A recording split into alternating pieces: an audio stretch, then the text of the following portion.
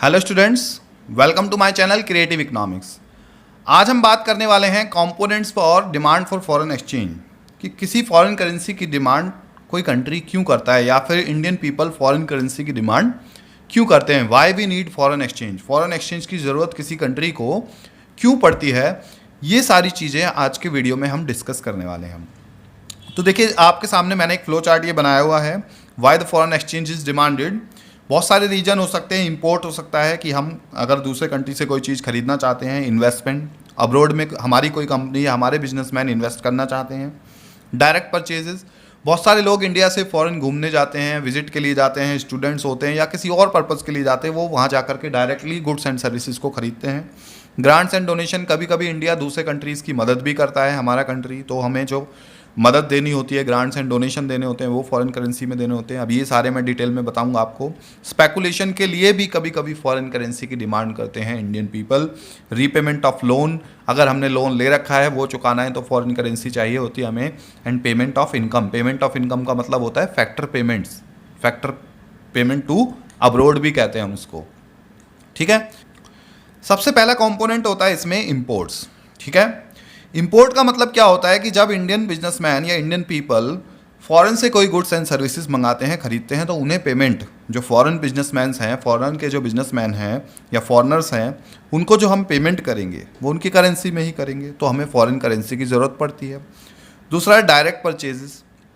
Direct purchases का मतलब क्या होता है, बहुत सारे लोग इंडिया से फॉरेन घूमने के लिए जाते हैं, टूरिस्ट की फॉर्म में विजिट के लिए जाते हैं, स्टूडेंट बन के जाते हैं, या किसी और अदर पर्पज़ से अगर कोई इंसान फॉरेन जा रहा है इंडिया से, तो उसको क्या करना होगा, वहाँ जा कर के अपनी करेंसी को कन्वर्ट कराना होगा। किस करेंसी में? फॉरेन करेंसी में। तो हम क्या करेंगे, फॉरेन करेंसी की डिमांड जनरेट करेंगे। तीसरा है इन्वेस्टमेंट।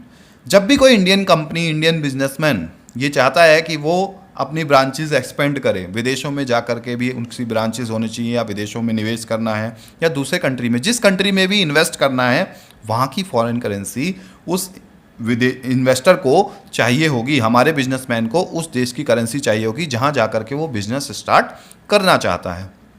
उसके बाद है रीपेमेंट ऑफ लोन। अगर इंटरनेशनल मार्केट में हमने किसी कंट्री से कोई लोन ले रखा है और वो हमने चुकाना, फॉर एग्जांपल हमने यूएसए से लोन ले रखा है, तो उसकी पेमेंट हम किस में करेंगे? डॉलर्स में करेंगे। इंटरेस्ट भी पे करना होगा तो उसकी ही करेंसी में, फॉरेन करेंसी में ही पे करना होगा। यानी कि जब भी इंडिया किसी दूसरे कंट्री से लोन लेता है, ठीक है, तो उसकी पेमेंट भी किस में की जाती है? फॉरेन करेंसी में। उसके बाद है grants and donation. Grants and donation का मतलब है कि जब इंडिया किसी दूसरे कंट्री की हेल्प करेगा, ये ज़रूरी नहीं है कि हमेशा इंडिया ही हेल्प लेगा किसी कंट्री से, कभी कभी इंडिया भी किसी दूसरे कंट्री की at the time of emergency help कर सकता है। ठीक है, तो वो जो हेल्प है वो क्या करना पड़ेगा? उसी करेंसी में हेल्प करनी पड़ेगी जिस कंट्री की हम हेल्प कर रहे हैं। ठीक है, तो इसलिए भी फॉरेन एक्सचेंज की डिमांड की जाती है। नेक्स्ट है पेमेंट ऑफ फैक्टर इनकम्स। जब इंडियन पीपल कोई विदेशी फैक्टर खरीदते हैं, जैसे लैंड हमने हायर की विदेश में जाके, या लेबर हमने हायर की, या कैपिटल हमने उधार पैसा लिया वहाँ पर के, ठीक है, विदेशों में जा कर के, या एंटरप्रेन्योर सर्विसेज हमने विदेशों से खरीदी, फॉरेन से खरीदी, तो उनको पेमेंट देनी पड़ेगी हमें, rent, interest, wage and profit. ये सारी पेमेंट हम किस में देंगे?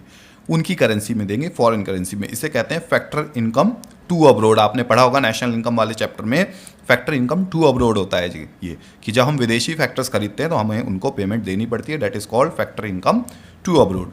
उसके बाद है स्पेकुलेटिव ट्रेडिंग। कई बार इंडियन पीपल क्या करते हैं, स्पेकुलेटिव ट्रेडिंग के लिए भी डॉलर की या किसी दूसरी करेंसी की जो हाई प्राइस करेंसी होती हैं उनकी डिमांड करते हैं, जिनमें फ्लक्चुएशंस ज़्यादा आते हैं।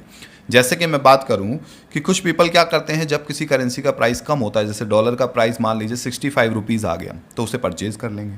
जब वो 70 रुपीज़ होगा, 74 रुपीज़ होगा, तो वापस से उसको सेल कर देंगे। तो कुछ लोग प्रॉफिट कमाने के लिए भी फॉरेन करेंसी की डिमांड करते हैं। कुल मिलाकर के हम कह सकते हैं फॉरेन करेंसी की डिमांड के जो मेन रीजंस हैं कि क्यों हमें फॉरेन करेंसी चाहिए होती है, या तो इंपोर्ट के लिए, स्पेकुलेशन के लिए, फॉरेन कंट्रीज़ में इन्वेस्टमेंट करने के लिए, इसके साथ साथ अगर हमने कोई लोन ले रखा है वो चुकाने के लिए, डायरेक्ट परचेजेस के लिए, ग्रांट्स एंड डोनेशन के लिए, फैक्टर पेमेंट्स के लिए। ये सारे रीजन होते हैं किसी फॉरेन करेंसी को डिमांड करने के। वीडियो अगर अच्छा लगा है तो लाइक का बटन जरूर प्रेस करें। Thanks for watching creative economics.